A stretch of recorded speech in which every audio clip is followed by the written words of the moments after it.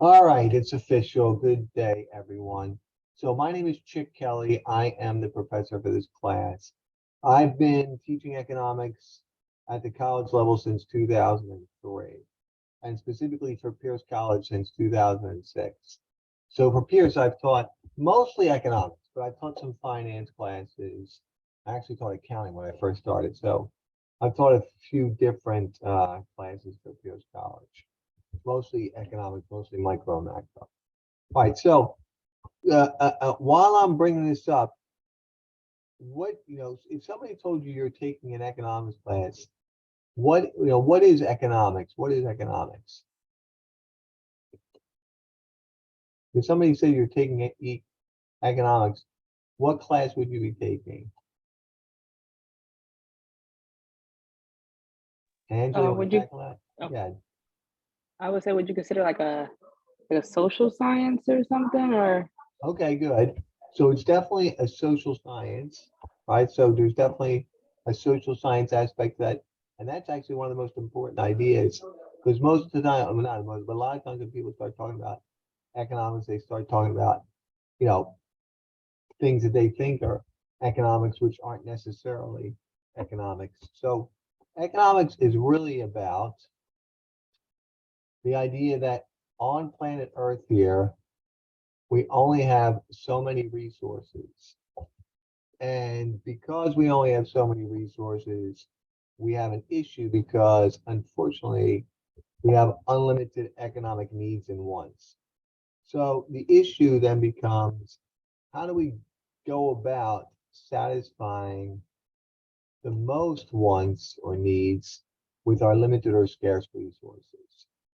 So that is, in essence, what economics is all about. And that's what we're going to get into tonight. We call this the economic perspectives. And then we're going to get into the production possibilities model.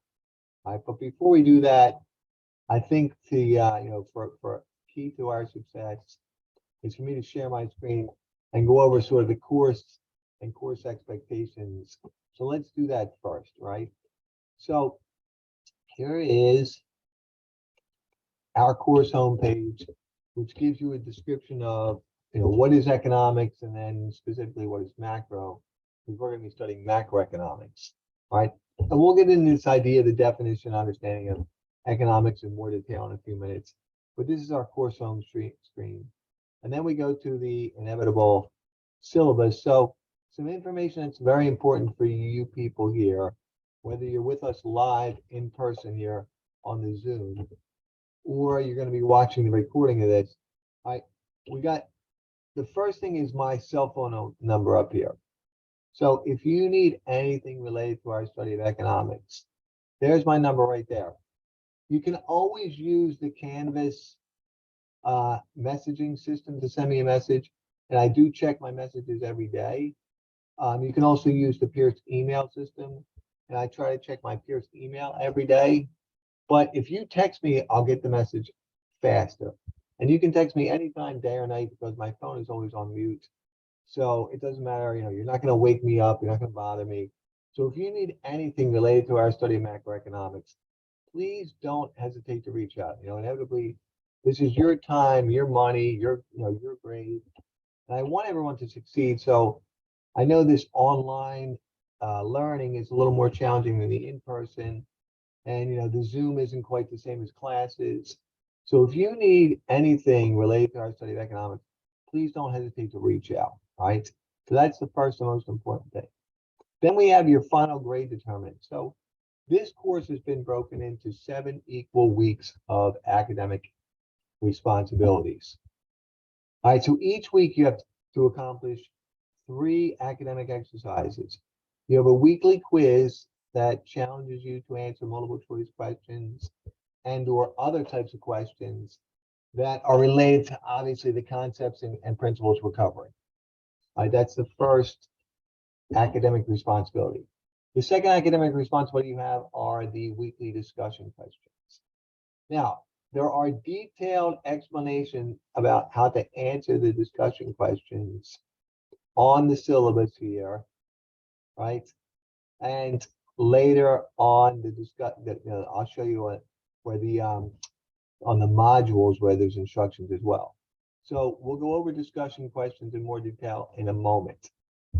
Each of those, the quizzes and the discussion questions are worth 40% each. So that's 80% of your grade. And then you have the Connect assignments. So these are McGraw-Hill Connect assignments. They are produced by the textbook author, and they're an independent online learning tool that really brings to, we'll say, to the student an opportunity to embrace the concepts and principles in this online environment, in an independent way. So how do you access these, and what are you responsible to do? So they're all under the assignments tab here, right? And I'm going to, for a minute, I'm going to switch to student view here. So this is what you guys see. So you see, like, obviously you got quiz 1 here, Reddit discussion 1, you got to do these this week. And then these Connect assignments, you'll notice that the start date and end date is the first day of class and the last day of class for each of these, and that there's one for each week. So we have Connect assignments for 1, 2, 3, 4, 5, 6, 7 weeks. But you should keep up with these, and you should complete them as we study each of the chapters associated with each of our weeks. So for instance, in week 1, we cover chapters 1 and 2. And that's what you're asked to review here in the week 1 Connect assignments. Now, when you purchased your textbook, you should have received a code to access the online McGraw-Hill Connect assignments. So when you Can I- click on one of these assignments, it takes you to this, McGraw-Hill site. You click launch, and then it takes you into that site. You need to have the code. Now, here's the unfortunate reality is that I can't help you get the code. So if you didn't get a code or you don't know what happened to your code, please contact McGraw-Hill and they will help you. They're very good. Their customer service is excellent with helping students both identify where their code is and instructing you on how to access the Connect assignments once you have a code. But when you purchase your textbook, you receive a Connect code with these McGraw-Hill assignments, right? So those are your 3 academic responsibilities. Right? Every week you have a quiz, every week you have threaded discussion, and every week you should be keeping up with these Connect assignments. Now, like I said, the Connect assignments start date and end date is first day and last day of the class. But you should complete the Connect assignments that coincide with the weekly chapters we're studying. So you'll notice there's 7 of those, 1, 2, 3, 4, 5, 6, week 7. So you should complete them each week. Now, inevitably, students have lots of things to do. So for instance, you're taking 3 classes. The reason why they're set up so that you have from the beginning of class till the end of class is that you may want to work ahead, and you may fall slightly behind. Right? And this way we don't have to reset them every week for every student. But it makes much more sense, and it's going to facilitate your learning process if you complete those weekly assignments to coincide with the content we're covering. All right, now the discussion questions will often ask students to read an article or a few articles related to the topic. So for instance, discussion question 1 is about, is college worth it? And there's a few articles you need to read. Now, to make your life simple, right, you can access the articles right here. See where it says college debate fall 2023. Right, so you want to read over these articles. You want to download this file and read over these articles, and then you're going to answer the question and respond to your classmates about this week's discussion debate. So this week is all about, is it really worth going to college? A lot's been written, like the most recent article in this series of articles was about how some of the big corporations in America have waived the college degree requirement for many entry-level jobs, preferring instead to hire people with experience. Now, it sounds kind of ironic that, I'd be asking you to debate something of this nature, but it's a good intellectual exercise. And the key to doing well in these discussion questions is to read the directions and say, okay, what is it I'm supposed to do in relation to what we're learning?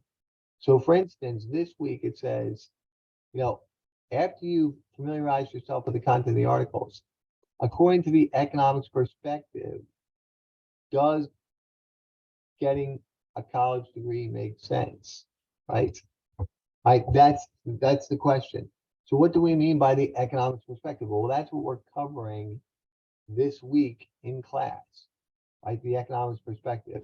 So to do well in the discussion questions, you can't just say yes or no, and you can't just base it on your opinion.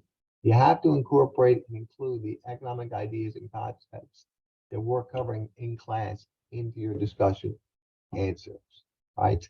Now, every week, the information you need is all set up in these modules. So if you look in, this is like week one. If you go to the week one agenda, this outlines everything you need to know for every week. All right, so it tells you, all right, a little bit of background on what economics is, yada, yada, yada. Then it tells you, the information I went over about your 3 responsibilities for academic exercises and what percentage they are for your grade. And then it says, what are we going to be studying this week? Here's the economics perspective, all of these concepts.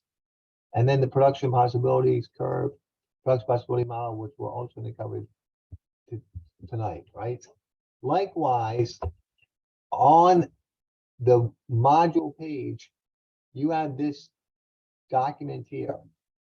This document is your outline for the week, and it includes, oops, let me just get out of here. Oops, what the heck did I just do?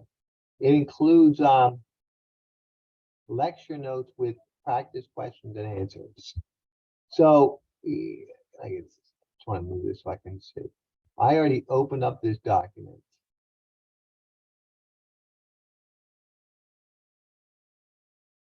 Too much going on here. Here we go.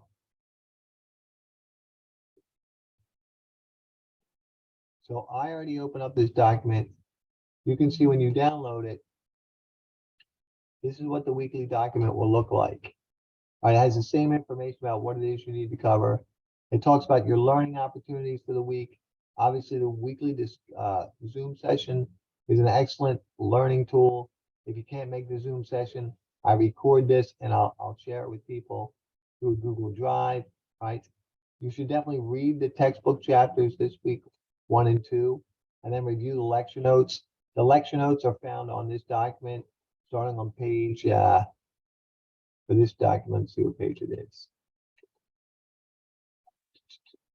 I Starting have a on question page, about Professor, I have a question about the textbook. yeah, When I went to go to the bookstore for this particular course, it doesn't give you an option to buy a textbook. You just get an option to buy the Connect access code, and that's it.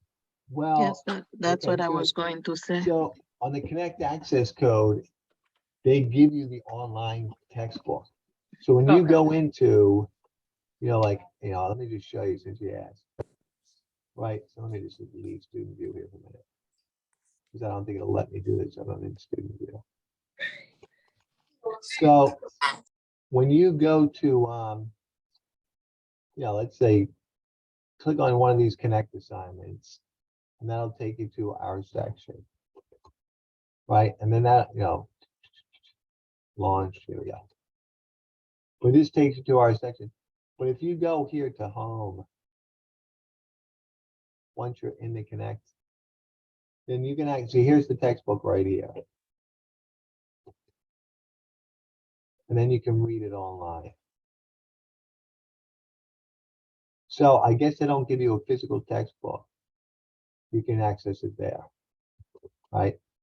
All right, so getting back to this document, so you have everything you need to know. It's one-stop shopping. If you need to read articles, like I said, they're also right there. How did I do? The articles are right also in this weekly document. The lecture notes with practice questions and answers are in this weekly document. In week 1, everything that we're going to cover about the economic perspective, starting on this page, page 12, this is in here. So these are good reviews. We're going to cover the production possibilities model. Good notes on the production possibilities model are in this document as well. So this is a very useful document for all students. It's sort of, the cliff notes of everything you need to know related to our weekly study, right? So that's pretty much what you need to know to navigate through the class, right? Again, the 3 weekly assignments are the quizzes, the threaded discussion, and the Connect assignments. Make sure you read the directions for the threaded discussion questions, right? Make sure there's detailed instructions on how to complete those. The quizzes are pretty straightforward. This week, this quiz has 10 multiple choice questions related to the concepts we're covering, right? All right, so let's get into some of the content itself, because it's already 7 o'clock. We got time, but this way we're right. So this week revolves around the economics perspective. And like I said at the beginning of class, I alluded to the idea of what is economics. So the reality of our world in which we live is that the land, capital, labor, the economic resources that we need to produce goods and services are scarce or limited relative to the goods and services and that people need and want. So obviously, we need food, shelter, and clothing, and then we want all kinds of goods and services beyond our necessities. So if we had unlimited resources, there would be no field or study of economics. If resources were not scarce, economics as a social science wouldn't exist. The reason why economics exists is because resources are scarce relative to human wants. So we call this the burden of scarcity. So the idea is that, okay, since resources are scarce, we have to make choices, and every time we make a choice, there's a cost involved. So that's the idea of economics. So more formally, econ is a social science. So we're studying people in the everyday business of life.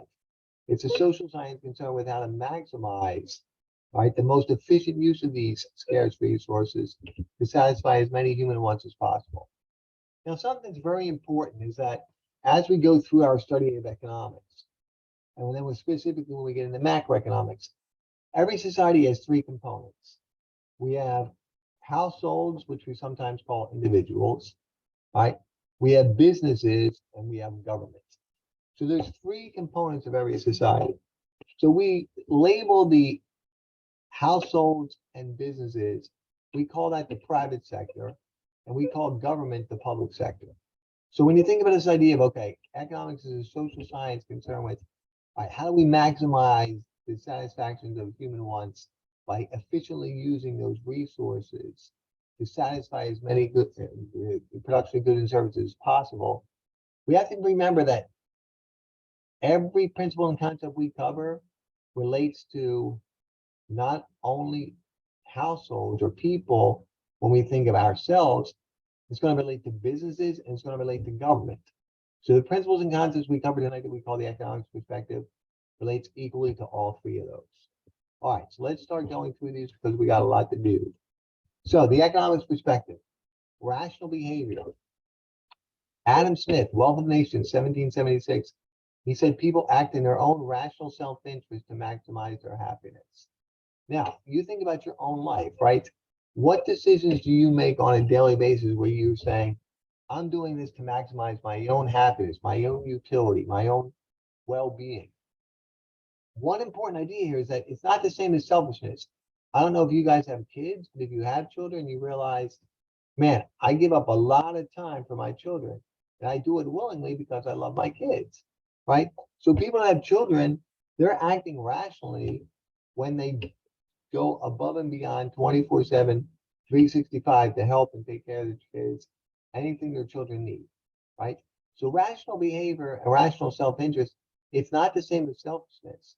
It simply means that you act in your own self-interest to maximize your happiness, your utility, your well-being.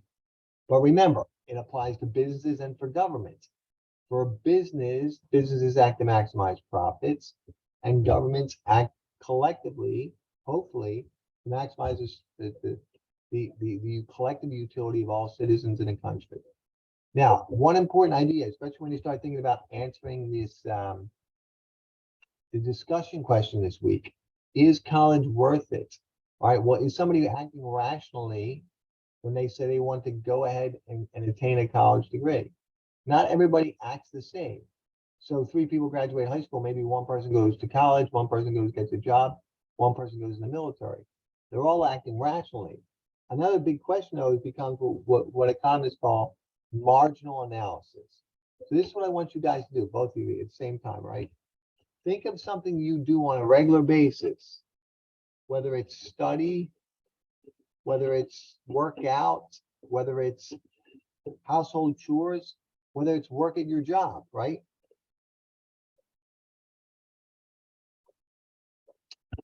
And ask yourself, is it a good idea to do a little bit more of this? Or would I actually be better served with doing a little bit less of this? Economists call this marginal analysis. Most of our decisions involve changes in the status quo. So, Angela, you think of one thing, like what is it something you do on like a regular basis where you think, okay, if I did a little bit more of this, it would be good for me. It would be beneficial for me. Work. Okay, so work. Now, I don't know if you get paid an hourly wage or you get paid salary. It doesn't matter. Maybe you have a chance for overtime. So you think, okay, well, how do I know if a little bit more is a good idea? Economists say marginal analysis involves weighing benefits versus cost, marginal benefits and marginal costs. So if you're going to work 4 more additional hours, obviously the marginal benefit is the money you collect, right? You're going to collect a little bit more money. Right? The cost is what else could you be doing with that time? So if you're in school, right? If you're Tiani this term, I don't know if she has time to work 4 more hours a week. She already has 3 classes. So even though the money might be nice, the marginal benefit of the money is outweighed by the marginal cost, which is what she could have been doing other than work, and that is homework, studying, completing assignments related to her academic responsibilities. So we do this all the time. Economists call it marginal analysis, changes in the status quo. What activity is taking place? Should we do more of it or should we do a little bit less of it? An economist says the next unit of consumption or participation makes sense as long as the benefit is greater than the cost. Now, something important about this idea is that you can have too much of a good thing. In other words, what about something like the Schuylkill River, where, yeah, we could make it cleaner, but the problem is to make the Schuylkill River cleaner, we'd have to cut back on fixing the roads in Philadelphia or providing education for elementary and high school students or fewer fire and rescue people available, right? So marginal analysis involves changing the status quo. Any activity makes sense, a little bit more of it makes sense if the marginal benefits are greater than the marginal cost. You could have too much of a good thing if the marginal costs exceed the marginal benefit. All right, now here's one that's, these two sort of go hand in hand. Let's tackle the first one. Incentives matter. So this is what I want you to think about for an example, right? I'm going to give you guys 30 seconds here.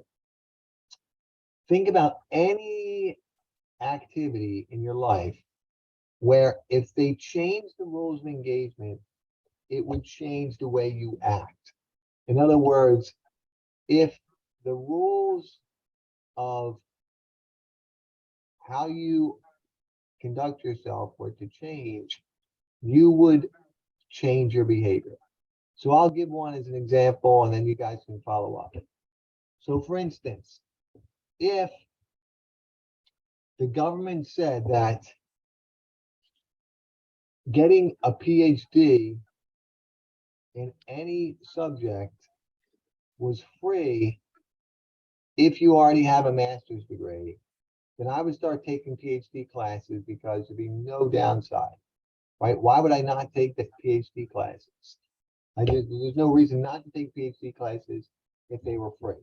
So if the government changes the rules, I'm going to change my behavior, right? So can you guys think of one of those, maybe how it applies to you, where if the rules of engagement have changed, people's behavior will change?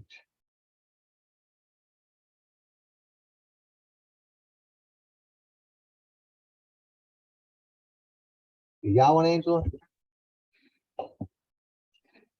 Thinking of one? All right, let me give you another one, right? This one's a little bit more involved with, the economics idea. If the government tells businesses that they can write off what we call capital investment, in other words, when they buy machines, equipment, tools, factories, if they can write off a percentage of that against their taxable revenue, then they're probably going to engage in more of that activity.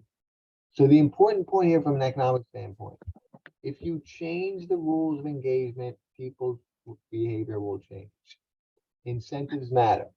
If you change people's incentives, people's behavior will change, right?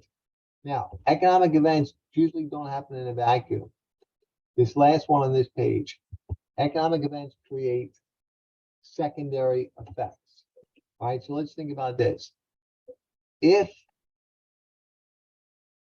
the government goes ahead and forgives student loans, what would be one of the secondary effects of such behavior? So if the federal government starts to forgive everyone's student loans, what would be a secondary effect of that? What would follow? What might happen if the government goes ahead with that policy? I mean, I believe we see it now already with the student loans being paused and the amount of spending people are doing. Right, exactly, right? So there's already been studies about how much more spending there's been in that demographic. People who have student loans, who have not been asked to pay them back since the pandemic, they have more disposable income. So the secondary effect of pausing student loans is that there's more spending in the economy, right? I'm not saying that's good or bad, it's just a secondary effect, right? So Well, that's something, kind of bad now since they tried to, prevent inflation. So yeah. well, it's a good question, right? So, other things equal, more spending doesn't necessarily mean more inflation, but right now, you're right. Given, some of the supply chain issues we've had, and that was something we're going to look at when we talk about some recent news. The big I word's been the macroeconomic worry over the last 18 months. All right, this next term is one of the favorite among economists, opportunity cost. So neither one of you guys take microeconomics yet? You may have heard this one, right? So opportunity cost, the next best alternative. When we looked at that first slide, we defined economics as limited resources, unlimited economic wants. Then we said, okay, there's a burden of scarcity. Every time we make a choice, there's a cost involved. This idea is captured by the term opportunity cost. To an economist, any choice we make means that there's something we must give up. So the value of any decision is judged by what is the next best alternative that we must forego or give up whenever we make a decision or decide to participate in some activity or decide to go down some path, right? So you being here tonight, taking macroeconomics from 6:30 until 8 o'clock tonight means you can't simultaneously be at a movie. You can't simultaneously be at a concert. You can't simultaneously be at a basketball game. Right? You can't simultaneously be at your son or daughter's dance recital. So the opportunity cost is measured by what is the next best alternative that you must forego or give up, right? Again, this is very important. One of those things you want to put a star next to, you want to, if you're taking notes. To an economist, there is always a cost. Every decision you make, there's a cost involved. So if there's a cost to having children, there's a cost to not having children. If there's a cost to going to college, there's a cost to not going to college, right? If there's a cost to working more, there's a cost to not working more, right? So that idea is captured by the term, there's no such thing as a free lunch. In other words, okay, even if we all, let's say the three of us got to go to lunch next week at any restaurant that we wanted to in the city of Philadelphia, and say, well, we just proved this wrong, then, there's no such thing as a free lunch. The owners let the three of us eat there for free. Yeah, free to me, but not free to society, because the resources that were needed or necessary to produce that lunch can't be used somewhere else. So the food itself, the fuel that it took to get there, the service of the chef or the cook, right? The wait staff and the hostess, if they're assisting us, they can't be assisting other people. So this is an important idea. Once resources are put to use to produce a certain good or service, they're no longer available for production of any other good or service. Once you make a decision to participate in some activity, you can't simultaneously be doing something else. So opportunity cost. All right, moving on with our study of economics, the economics perspective. Economics is literally the study of everything. So which one of you two wants to pick a topic here? We only have time to do two of them, but let's do two of them. We'll say how this relates to the field of economics. So which one would you like to choose?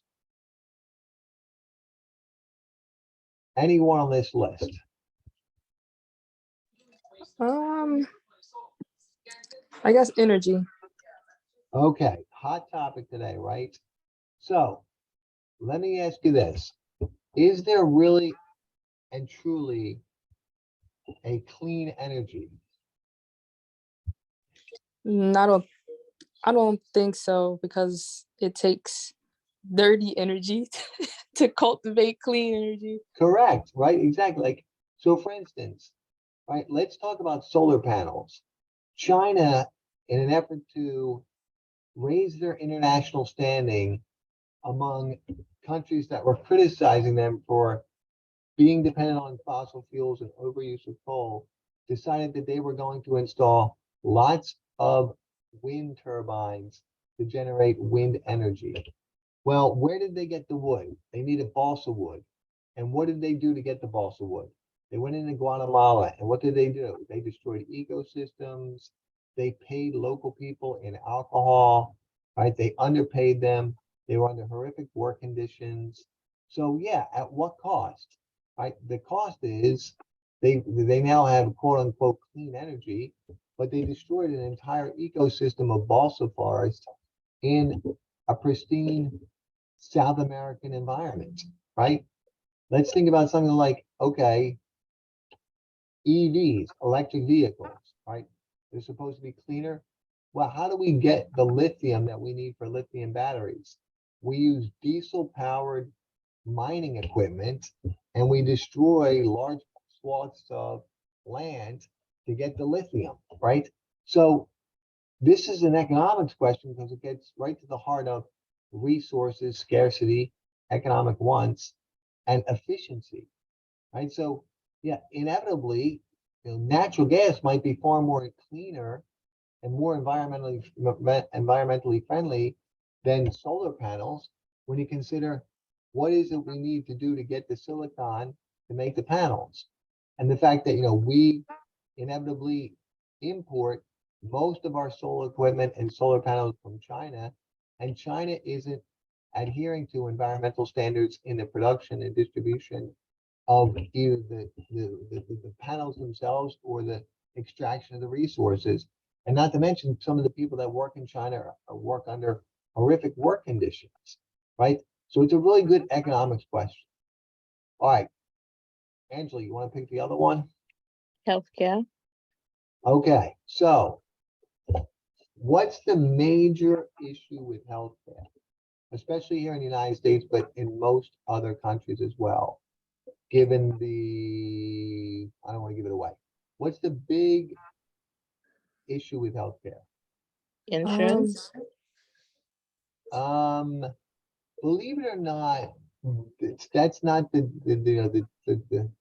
3,000 pound elephant in the room. Is it okay? I don't know. It could be a couple. I mean, I don't know about whether or not universal healthcare is, issue or big pharma. Well, those are, but the real issue with healthcare is just comes down to demographics. I'm going to say something funny, but I'm not. Oh. I'm not. We just have too many damn old people, right? Now, obviously, this is just the demographics of the world. If you look at countries like Italy, Japan, Russia, even China, and definitely the United States, there are a large percentage of the population who are in that last third of their lives type stage. And inevitably, that's when you need the most healthcare, right? So those other issues are things that we could tackle. Like, how do we pay for healthcare? Either we pay for it through taxation and we have a universal system and we just raise taxes a bunch and we let the government run it, or we have a private sector where there's an insurance piece to it, and that's how we pay for it. There's pros and cons to both of those approaches. But the real issue with healthcare comes down to the idea that most healthcare is consumed by the elderly, and we have an aging population, and most of their healthcare is consumed in the last few years of their lives. And on top of that, then we have this moral question of, do we cut someone off? In other words, if you look at Britain will say, we're only going to spend X amount of dollars on somebody's healthcare beyond a certain age. And, after that, we're going to, the marginal cost outweigh the marginal benefits. So it's an economics question from the standpoint of how many resources are we willing to allocate to healthcare, and what's the true benefit of, giving a 92-year-old a new hip or performing cardiac surgery on an 87-year-old person, right? Now, those are difficult questions. I don't have the answer, but it's definitely an economics issue, okay? All right, so just things to keep in mind. All right, why study economics moving on? Especially when we talk about macro, we'll talk about the difference between micro and macro in 2 minutes, right? The policies that are advocated and administered by politicians around the globe are ideas introduced by economists that we've been studying for centuries. Right, so Karl Marx, Adam Smith, Ricardo, John Stuart Mill, John Maynard Keynes. The ideas of these economists have become the crux of public policy between and among governments for years. So when you study economics, inevitably you get some intellectual exposure to the very ideas that are the basis for public policy. So it's one of these ideas that you're a better informed citizen for taking this class, right? Now, speaking of taking this class, some things you need to be aware of. Number one, economists use terms or words differently than the average everyday person. So when we say something like investment in macroeconomics, we don't mean buying stocks or bonds or mutual funds. Investment means a business purchases capital, machines, equipment, tools, logistics system, a new plant, right? So you just have to be aware of this, because if you don't familiarize yourself with the colloquialisms or the specific way economists use words, you might misunderstand some of the very important points that you're learning. All right, again with the methodology. Another part of the economics perspective is the idea of generalizations. To make sense of the world, remember we're studying people in the everyday business of life, we have to go with the idea of 9 out of 10 is good enough. We call this generalizations or tendencies of the norm. So let me ask you guys a very simple question. If the government gives people money like they did during the pandemic or during a recession, right? So if we cut taxes or we give people a tax rebate, what will most people do with most of the money? And what will most people do with most of the money? Right? If you got an extra 2 grand from the government during the pandemic, what are you going to do with most of it? I would save it personally, but I know people that spent Oh, it as you're quick as they got it. right. But the thing is, the government knows that 87% of people are going to spend 90% of the money. Right? Good for you if you save it. That's excellent. But when building models of the macroeconomy, we're going to go with the tendency of the norm. Studies teach us that most people spend most of the money. Right? So to build models, we say, okay, if the price of Pepsi goes up and the price of Coke goes and stays the same, people will buy more Coke and less Pepsi. Right? We have to go with the tendencies of the norm. All right. Another assumption that we build into our models is this ceteris paribus, or other things equal, right? Ceteris paribus, or other things equal. What does this mean? Inevitably, we're going to be evaluating many different variables, but the problem is we're studying real world. We can't hold all other things equal all the time, but to make sense of certain activities, we have to employ this assumption as a starting point to make sense of what's going on. So here's the real issue, right? If we say, okay, what would we expect if the Federal Reserve lowers interest rates? Well, other things equal, that is to say, if the economy doesn't go into recession, if there weren't massive layoffs, if the economy is not booming, if we just had a change in interest rates, then we would assume that we would see more people buying cars with lower interest rates, more people buying houses or refinancing their houses, and businesses investing in new machines and equipment and factories, plan expansion with lower interest rates, right? But again, when we're evaluating one variable, we assume that nothing else changes. This ceteris paribus, other things equal. We're trying to make sense of one variable. We know in the real world that that's not a realistic assumption all the time, but it's a starting point, right? Other things equal. If this happens and nothing else changes, we can make sense of the one variable, right?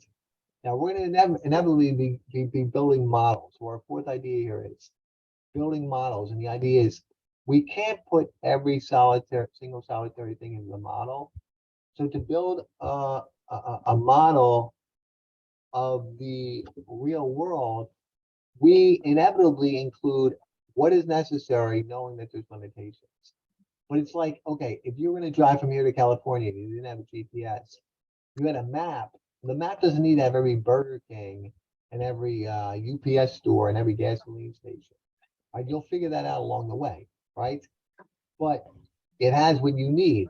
That is the roads and the highways label. Same thing with building economic models.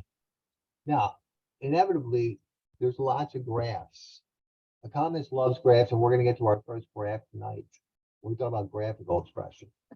All right, so broadly speaking, the field of economics is broken into micro and macro. Micro is an examination of the individual decision makers within the economy. All right, so popular topics in micro might be the 4 market models or competition, elasticity of demand, or the energy market. Those are microeconomic topics. We're going to be studying macro, which is in the aggregate or in total, in the broad scheme of things. So we're going to look at the total economic production of a country, aka GDP. We're going to look at things like the business cycle, unemployment, inflation, right? We're going to talk about fiscal and monetary policy. So we're going to look at the big picture, right? That's the difference between micro and macroeconomics. Now, this is an important idea for your debates. There's 2 types of economic analysis, positive and normative. We never have any argument over positive economic statements. These are just observations of facts or reporting of absolute truths. So if I said to you, the unemployment rate right now is 3.7%, you can't argue with that because, that's the unemployment rate in the economy. Now, you could say that the unemployment rate, the reported unemployment rate understates some of the hardships experienced by low-income Americans. That may or may not be true. That's what we call a normative statement, an opinion about the way things ought to be, or an opinion about your perspective on the economic events. So obviously, the debates, the discussions, and the disagreements are going to be normative economics.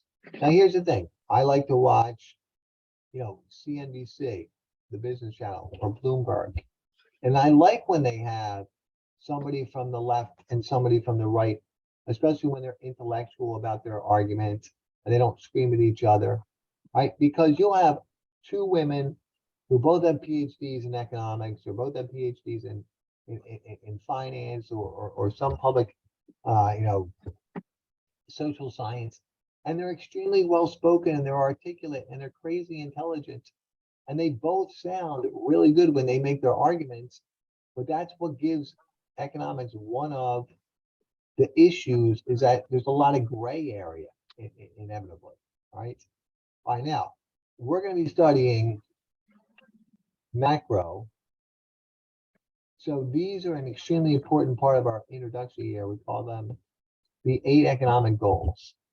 So I'm going to go through these quickly because it's already 7:30. All right, economic growth.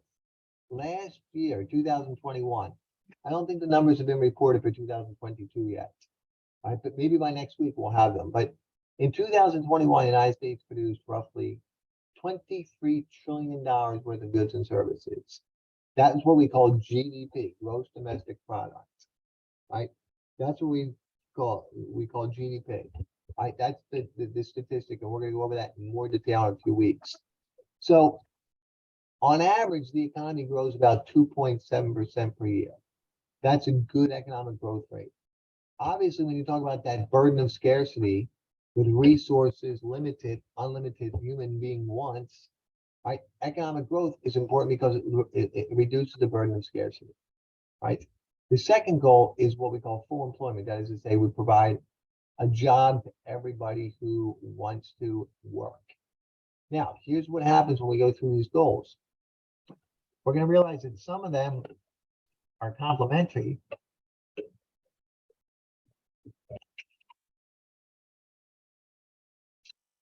At the other time, some of them conflict with one another. So achieving economic growth and providing jobs, they go hand in hand. The next one, we're going to go into more detail on this in a few minutes, but there's 3 types of economic efficiency. The short version of this right now, since we have scarce resources, we should use resources most efficiently, right?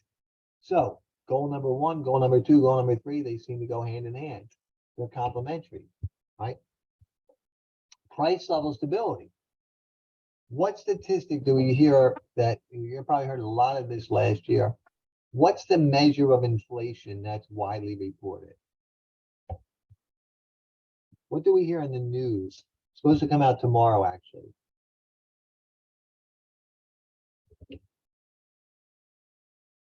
The CPI, right? The CPI, which is the Consumer Price Index, right? That's one measure of the general price level. The goal is about 2% inflation per year, right? Well, obviously, we've been way above that goal over the last 18 months, right? Now, here's where we get into some problems, though, right? If we have absolute economic freedom, we might have a little bit less price stability, right? If we have absolute economic freedom, some people are going to do really well, but then we're going to have a conflict with our next goal, and that is equitable distribution of income. If we have absolute economic freedom, we actually might have less control over things like the environment and such. So economic freedom is a goal. It's something we need to pursue, but it's a question of how much. So it's a good example of our marginal thinking. Now, equitable distribution of income. Here's one that most people get wrong. The highest income earners in our country, which is the highest 1/5 of income earners pay 87% of the taxes. So nearly 97%, sorry, 90% of the tax burden. So you got 1/5 of income earners who pay almost all the federal income tax, right? Most people get that wrong, but you also have the lowest 60% of people taking home collectively only about 35% of the income generated by the economy, right? So we have this unequal distribution of income. Now, the only problem is that we only have one rudimentary tool to redistribute income, and that is taxes. And we know that if we raise taxes, inevitably we slow the economy, which means that there's less opportunity, which means we actually might make the distribution of income worse, right? So it's interesting when you look at these goals because economic growth is good. Economic freedom is good because it promotes more growth. More growth means more opportunities, but absolute freedom means less equitable distribution of income. Now, this one's simple. We'll do this one quickly. Economic security simply means individuals who can't provide for themselves, we assist them through government programs. And I think anybody that's a reasonable person knows that, would recognize that this is a good goal. Now, here's one we're going to cover later in the term. Balance of trade. So imports versus exports.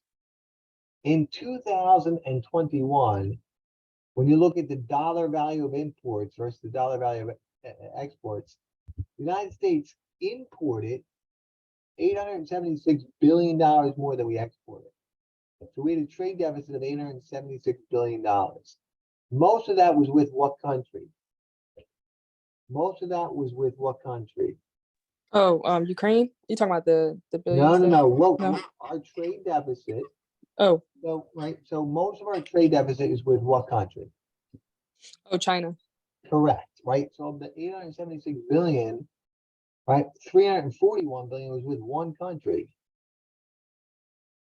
So obviously, this is something we have to worry about. There was a really good discussion on the Business Channel this morning about, what's going on with China and what's their geopolitical threat moving forward. And, we should get into a serious decoupling, and we should really distance ourselves from China in many ways. All right, so there's our economic goals. Some of them complementary, some of them conflicting. All right, pitfalls to sound economic thinking. We call these the economic fallacies.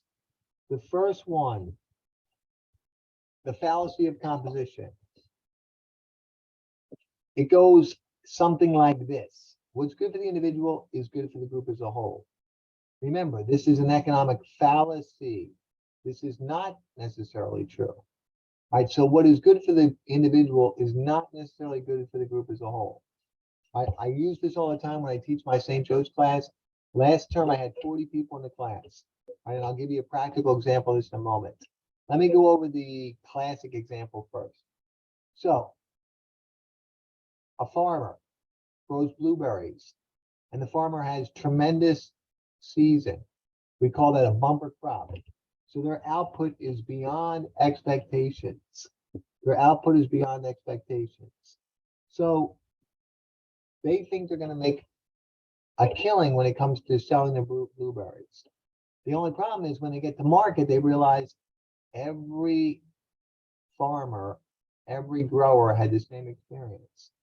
And the supply of blueberries goes through the roof because every farmer had a tremendous growing season. And the tremendously high supply means that price goes down. So what was good for the individual is not necessarily good for the group as a whole.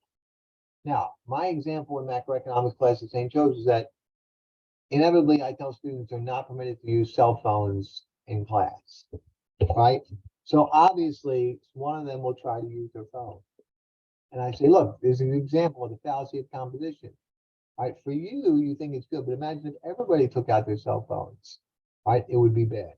Now, there's lots of practical examples of the fallacy of composition in our greater economy, and I'll point them out as we go through some of the things we cover this term. All right, this one, post hoc ergo propter hoc. It's a fancy way of saying this. Event A preceded event B, therefore A caused B. All right, that's not necessarily true. So for instance, President Trump gets elected in 2016. The first quarter he's in office, economic growth increases from its previous year as far as our percentage term. Now, you could argue that it was because President Trump's policies, but it's quite possible that the economic growth rate was going to increase inevitably. That, you could have Mickey Mouse in office and the economy was already set to grow faster than it was in the previous quarter or the previous year. So just because event A precedes event B doesn't mean A caused B. Now, correlation versus causation. This one, evidence appears to advocate or prove or justify the idea that certain events are connected when they're not necessarily, that's not necessarily the case. The best example of this is what happened leading up to the housing crisis in 2008. All governments were part of this poor policy from the standpoint of Democrats and Republicans. First George Bush Sr., then Bill Clinton, and then George Bush, the son, right, and a bunch of Democrats and a bunch of Republicans in the House and Senate, they all looked and said, geez, if you look at the statistics of home ownership, people that own homes, they stay in jobs longer, they get educated to a higher degree, they build and accumulate wealth, they get divorced at a lower rate, right? Their kids go to good schools. So they equated the idea that if we could get more people into homes, more Americans would achieve those financial and economic success. But that necessarily wasn't the case. It could have simply been what we have here, correlation versus causation. And we actually did a lot of people a disservice by putting them in homes, right? So those are the three economic fallacies. All right, I'm sure you people have heard of these two things. What are these two things here? Capitalism and communism, socialism and the market system, the command system and laissez-faire, hands-off. These are the two economic systems, right? Now, before I give you the answer, we're going to go over the 4 questions that every system needs to answer, right? So let you think about this while I'm going over the questions. So what I want you to think about is, what is the major philosophical divide? What is the major difference? What is the major intellectual divide on these two economic systems? I'm sure you've heard of capitalism, and I'm sure you've heard of socialism. I'm sure you've heard of the idea of what we call the command system versus the market system. So I want you to think about this while I'm going over these questions. What is the major difference between these two systems? All right, let me go over the 4 questions. There's actually a 5th one here for future, but the 4 basic questions that every economy must answer. Number 1, what to produce. Number 2, how to go about doing it, right? How to produce. Number 3, how much of it to produce. And number 4, who receives the benefits of production, which is to say, for whom to produce, right? So those are the 4 basic questions. Moving forward, we have to answer the question of how to accommodate change, right? So every system has to, every country, every nation has to address these 4 questions. And in the long run, the 5th question, right? What to produce, how to do it, how much to produce, and for whom to produce. So you guys tell me, what's the big difference between these two systems?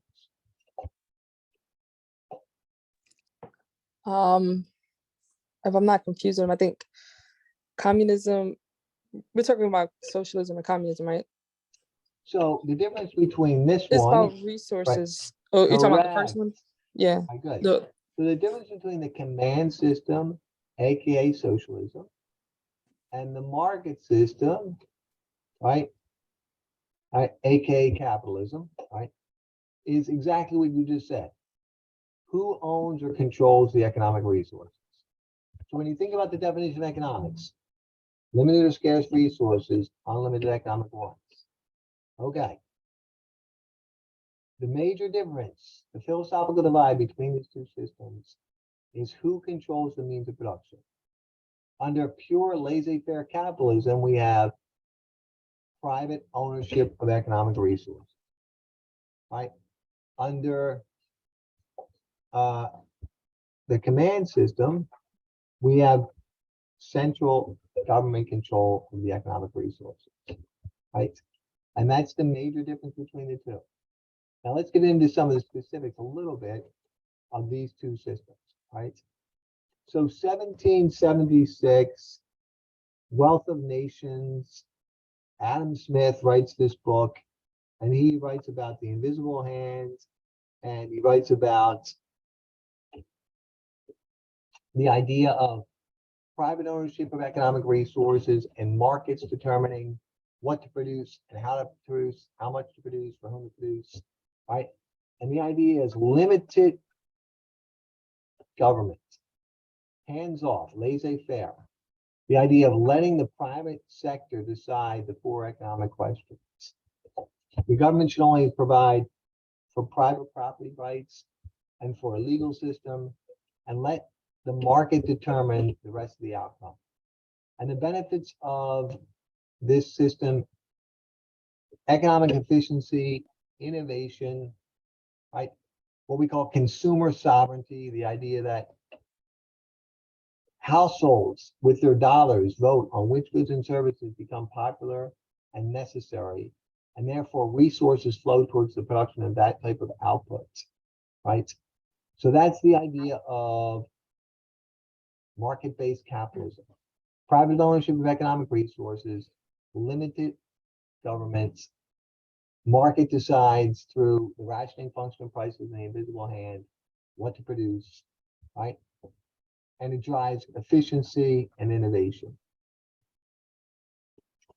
Along comes 1867, Das Kapital, Karl Marx, and he says, geez, look at the ills of capitalism. You have some extremely rich business owners, the capitalists. Then you have a lot of people who are just struggling. You have some unsafe work conditions. And then he introduced this idea of what he called the proletariat, the idea that the average working person will rise up and the government should control the resources. And then the government decides what to produce, how to produce it, how much to produce, right? Now, here's a problem with central planning, is the idea that not only does the government decide what to produce and how much to produce and how to produce it, then they have to come up with this idea of pricing, right? So that's one of the major benefits of the market mechanism, is the invisible hand has this dynamic price mechanism built into the system, and it's difficult for governments to answer this question. Now, the alleged benefit of socialism sounds wonderful. This idea of each to his own, each to his ability, right? And that we eventually develop an equitable society where everyone shares in the economic output. In reality, socialism's been far more difficult to execute, right? There's a lack of incentives. It's difficult for people to operate efficiently without the market mechanism. And there's a real downside when it comes to innovation. So in reality, though,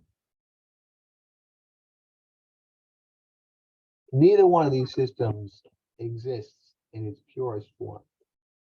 So if you look and say, all right, even here in the United States, what happened? Hold on.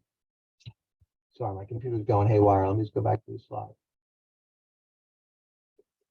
In the United States, we don't have pure laissez-faire market capitalism, right? If you look and say, United States and a country like Japan, we have the principles or tenets of capitalism, but there's a large degree of government involvement in the economy.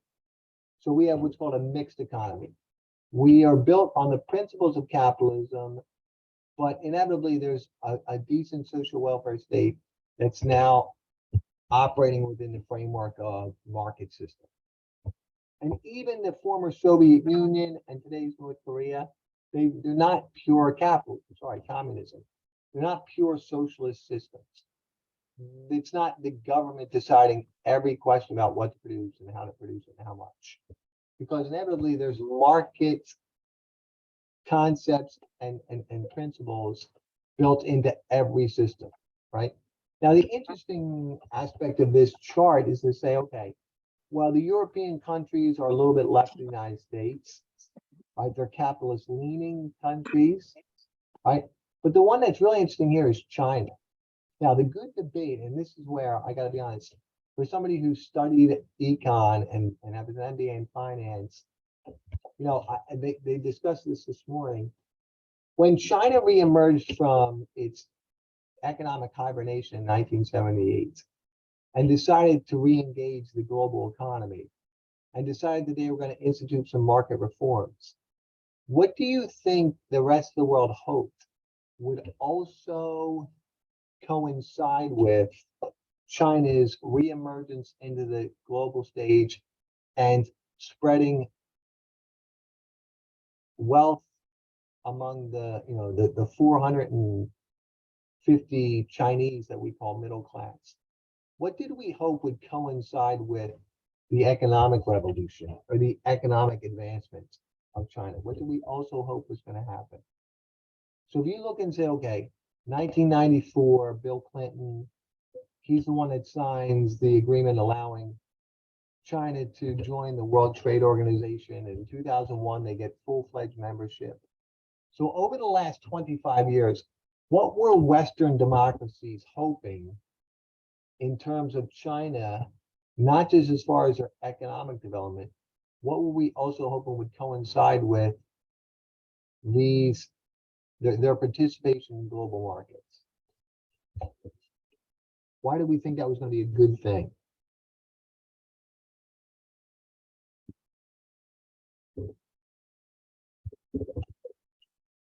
Well, the hope was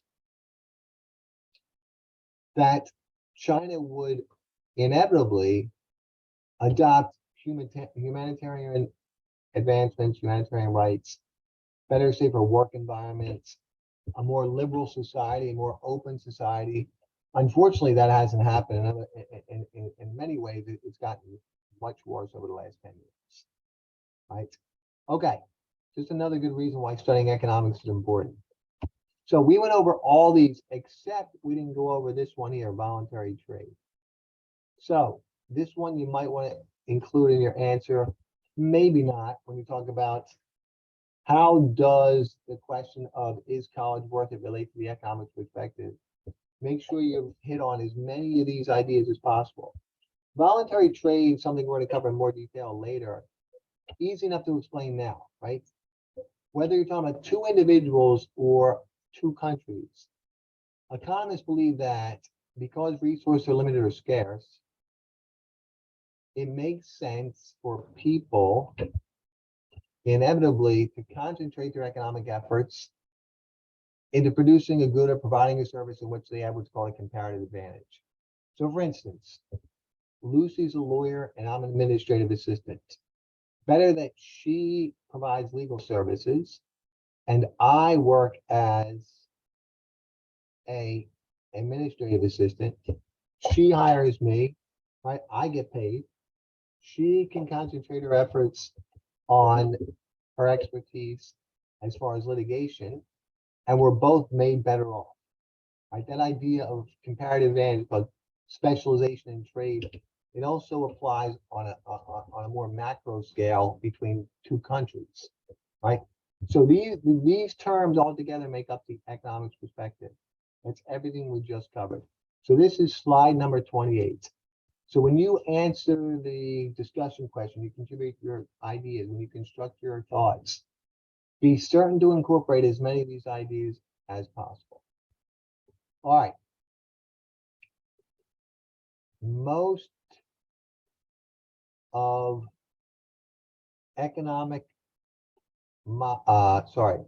most economic macro thinking is built around what we call the production possibilities model. So this is the building block of all economic thinking moving forward. So this is an important graph slash model to grasp as what we introduce our study of the principles and concepts related to economics, and then we build into the concepts related to macroeconomics.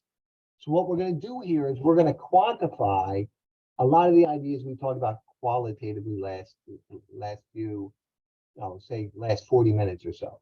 So what this model does for us is that it allows us to graphically and numerically discuss the idea of scarce resources and unlimited economic wants. It allows us to demonstrate graphically and numerically the very concept of economics, right? So here's the model, right? Let me go over this real quick so you get the general idea. Then we're going to go over the specifics. We have two axes, a horizontal axis and a vertical axis. Each of these represent two different types of production. Pizzas represent consumer goods. Robots represent capital goods. So a little definition first. I think this one you can both get. What do we mean by consumer goods? Well, these are the goods and services that you and I like to consume, right? Things that we need and we want.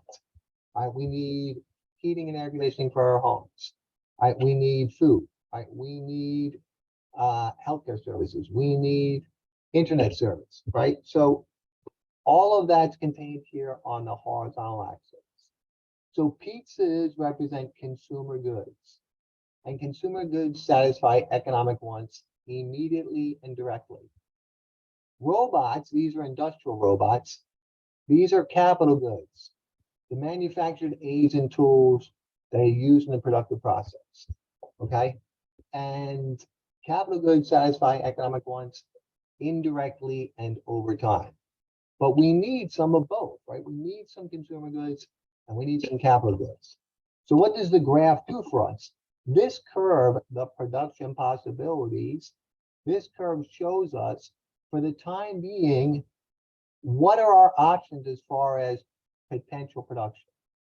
We can produce anywhere along this curve, given what we call limited or scarce resources and fixed technology. So this graph, this production possibilities curve, what this does for us, it allows us to visualize our absolute limitations of production for the time being. Then it allows us to visualize what we talk about choices, trade-offs, and costs. So if we want more robots, if we want more consumer goods, the only way to get it is to give up some cap and some consumer goods. If we want more consumer goods, we want more pizzas, the only way to get that is to give up some robots. So there's 4 economic lessons associated with the model. Limitations of production, choices, trade-offs, and costs, right, which we just showed here. And then the third one is economic efficiency. So to operate anywhere along this curve, in other words, to produce at our potential level of output as a nation, we got to do 2 things. The first type of efficiency is simple. To produce anywhere along this curve, we have to put all of our resources to use. We call that full employment.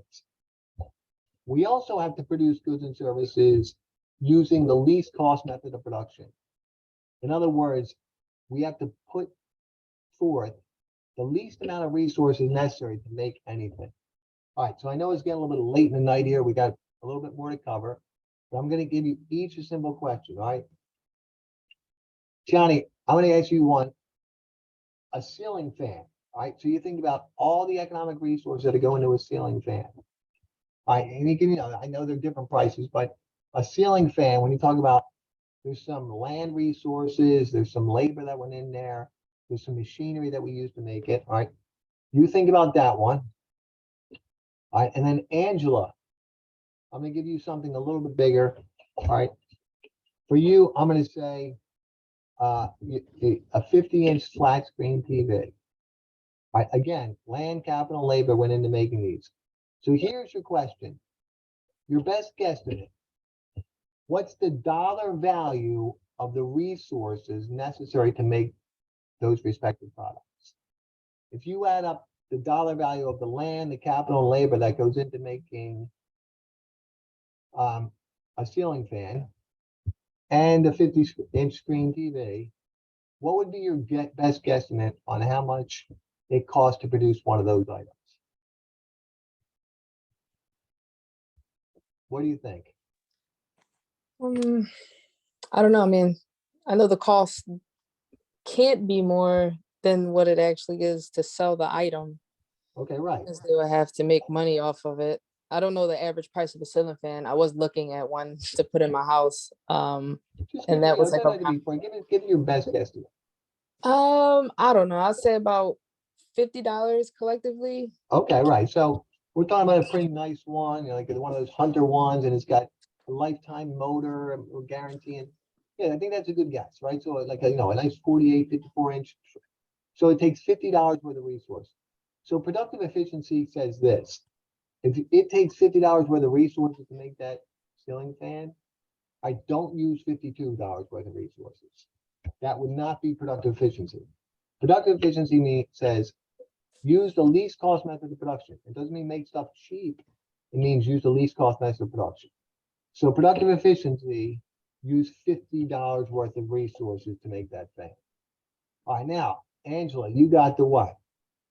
The 50-inch TV. All right, when it's all said and done, how much do you think it costs to make one of those in terms of the resources? Maybe 150. Okay, right. So maybe 150, right? So when you talk about all the plastic and then all the the computer chips and then the glass screen and the electronics, that's about a good guess, right? So the economist says to achieve productive efficiency, don't use $155 worth of resources if it can be made with $100 worth of resources. Sorry, 150 worth of resources. That's productive efficiency. So to operate anywhere along this curve, we got to use all of our available resources, full employment, and then we have to produce using the least cost method of production, productive efficiency. There's one more type of efficiency. That's called allocative efficiency. And what that means is there's going to be one combination, one point on this curve that represents the mix of output, the combination of consumer goods and capital goods that makes society happiest. All right, now, which point is it? That's a good example of what we call a normative decision. Which point it is would be determined by society weighing the marginal benefits and marginal costs. Say, okay, the marginal benefits of an additional unit of consumer goods versus the marginal cost of how the resources could have been used to make capital goods. So only one point is allocative efficiency. So having looked at the graph, now we can talk about these 4 lessons that you've just heard me discuss. All right, we're going to get the last one in a moment. So the 4 lessons of the production responsibility model. The model demonstrates absolute limitations of production for a specific period of time. The model demonstrates choices, trade-offs, and costs. We can calculate them. We can see them graphically and we can calculate them numerically. All right. The model helps us identify and discuss the 3 types of economic efficiency. All right. We just talked about these 3 types of economic efficiency: full employment, productive efficiency, and allocative efficiency. Full employment using all your available resources, productive efficiency meaning producing using the least cost method, and then allocative efficiency, the combination of output, the mix of consumer goods and capital goods that maximizes society's happiness. The last lesson associated with this model is in the future, if we have more resources or we have an improvement in the type of resources, or we have an improvement in technology / productivity, society can achieve economic growth. Now, let's go over a little bit of math. I know students hate this, but I'm going to show you how we do this because there's, maybe one of these on the quiz. I definitely one of these on the quiz and give you a little hint. So we looked at the graph. Now let's look at the numbers on how we came up with the graph And let's talk about this idea of quantifying what we call opportunity cost. All right, so if society is producing at point A or point E, we're not making, we're not really going to be an efficient output, because at A, we're just making robots, capital goods, and at E, we're just making pizzas, consumer goods, no capital goods. So we're probably not going to choose point A or point E as allocatively efficient, because inevitably we need a mix of outputs. But let's just start at A as an apple and demonstrate an important point here. If we start at point A as an apple, where we're not making any pizzas, all robots, right? No consumer goods, all capital goods. And we say, okay, we want some consumer goods. So we got to take some of the land, capital, and labor that was used to produce robots, and we got to shift that towards pizzas. So pizza production goes from 0 to 1. But look what happens. We can't have that pizza for nothing. The cost is robot production goes down by 1. So the cost of the first pizza in terms of foregone robots is 1 robot, right? Look what happens when we move from B to C though. Yes, we produce another pizza. So pizza production goes up by 1. The second pizza cost us 2 robots. Now, we see this in the shape of the curve. Because this production possibilities frontier has concavity, it's curved, it's reflecting or demonstrating what we call the law of increasing opportunity cost, right? And we see this because, say, okay, if we want another pizza, so the third pizza now cost us 3 robots, and the last pizza cost us 4 robots.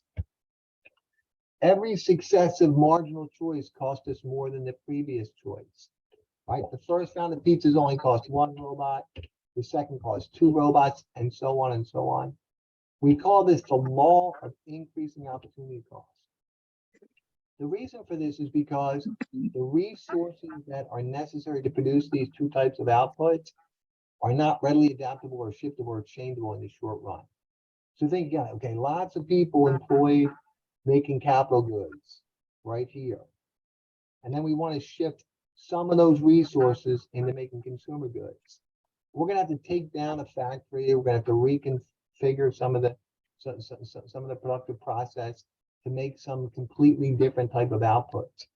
So in the short run, a macro economy is going to experience the law of increasing opportunity costs because the resources necessary to produce goods and services are not readily adaptable or shiftable between the 2 types of production.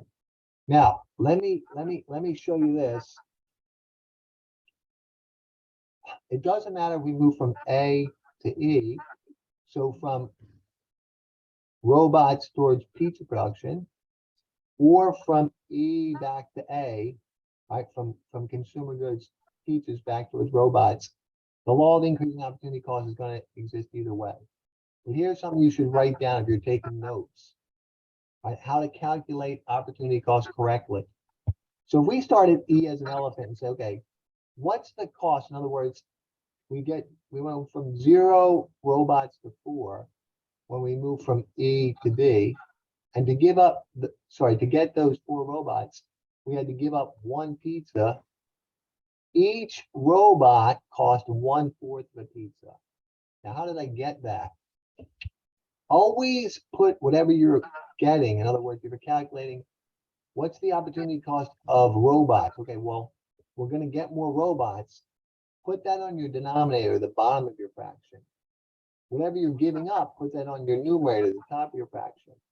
In this case, okay, it cost 1 whole pizza to get 4 robots. Therefore, each robot cost 1/4 of a pizza. Now look what happens when we move from D to C. We get 3 more robots. We still gave up 1 pizza. In this case, each robot cost 1/3 of a pizza. So again, the opportunity cost is getting greater. 1/3 is more than 1/4, right? So Economists call that the law of increasing opportunity cost. Again, because the resource is not readily adaptable, changeable, or shiftable. All right, a couple more important ideas. What do we call this area in here? Well, this is what we call attainable but inefficient. So if we're producing at point U, we're underemploying our resources. We're not using all of our land, capital, and labor. We could be producing somewhere along the curve if we were achieving full employment. But any point inside the curve represents what we call attainable but inefficient. Inefficient from the standpoint of not using all your available resources. Here's an important idea. In the macroeconomic sense, if we're operating inside the curve, so anywhere in this area that's attainable but inefficient, the economy is in a recession. We're not using all our available resources. So if we look back up here and say, what about something like producing 2 pizzas and 3 robots? Well, that would be inside the curve because we could produce 3 pizzas and 4 robots. So an output of 2 pizzas and 3 robots, it's possible, but we would end up in this yellow area, which means that it's not a good outcome for society because we're not using our available resources, having either more of one or more of the other or some of both more, anywhere inside the curve, attainable but inefficient. Now, what about 3 robots and 8 pizzas? For the time being, that would be outside the curve. All right, that's desirable but unattainable. If we look at the numeric outcome and say, like, we could never produce 3 pizzas and 8 robots right now. The curve, the black curve represents the best we can do given our fixed technology and our limited resources for the time being. So if we had an improvement in technology or we had an increase in the quantity or quality of resources, then we could achieve economic growth. So if we look at this little graph here and say, okay, oops, sorry. Sure, my computer's going crazy like that. I'll just have to do it with the ugly. If we start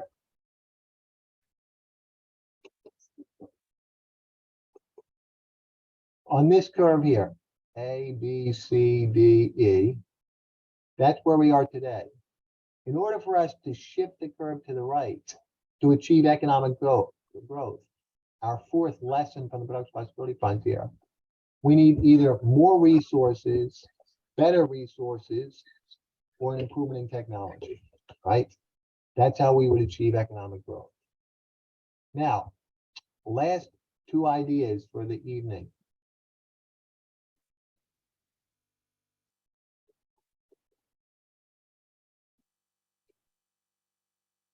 Let's look at combination, wait, where's our numbers here?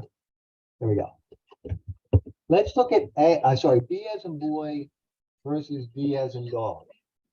Now, both of those are on the curve. So both of those are possible level of production. Both of those are possible levels of output. But one of them represents a point which would theoretically generate better economic growth moving forward. So you guys tell me, just looking at the difference between B as in boy and D as in dog. So at B, we're producing 1 consumer good, pizzas, and 9 capital goods, robots. At D as in dog, we're producing 3 pizzas, consumer goods, and 4 industrial robots. Now remember, consumer goods satisfy economic wants directly and immediately. Robots satisfy economic wants indirectly and over time. So, which one do you think would tend to generate better economic growth and why? If we chose to produce at B as in boy or D as in dog?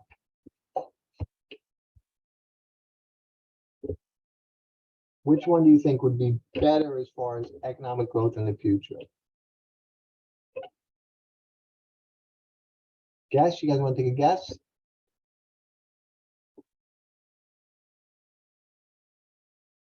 All right, to save time, I will give you the answer, right? It turns out that if we choose more consumer goods today, it would produce worse economic growth tomorrow. Choosing more capital goods today tends to generate better economic growth moving forward. So if we look at these two graphs next to each other, right, goods for the present versus goods for the future.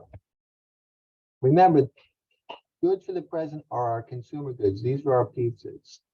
Goods for the future are our capital goods. Assume that this green curve and this green curve are the same to begin our little analysis.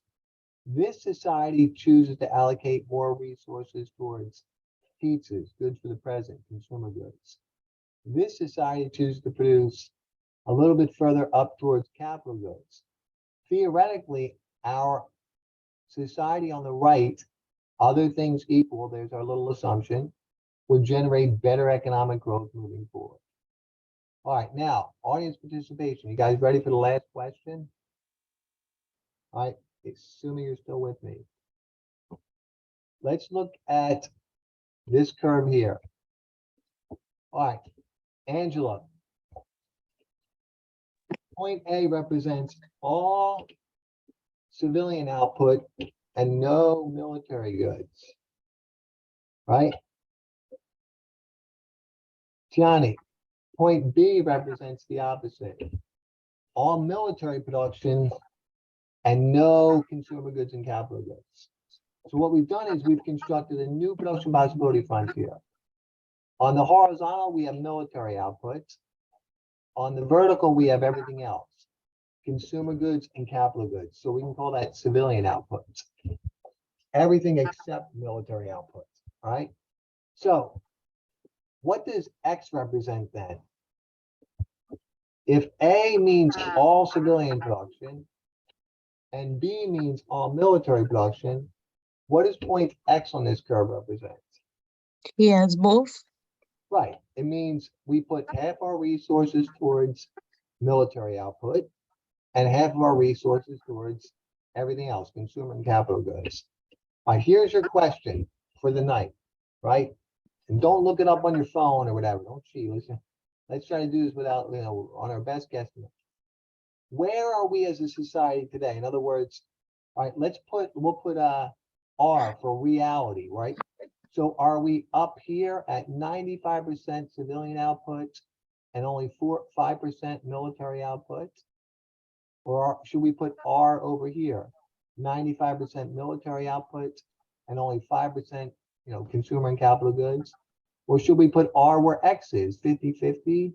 Should we put R here where it's, that would be about 75% civilian output and 25% military output. We could go this way, 75% military, 25% everything else. Where should we put R? When you say, okay, what percentage of our total economy, what percentage of our total economic output is military production? 75%. Okay, that's your guess. Johnny, what do you think?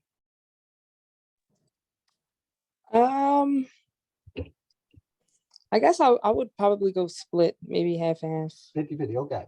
So most people, and I ask this to people all the time, most people actually guess exactly where the two of you guess, somewhere in this range.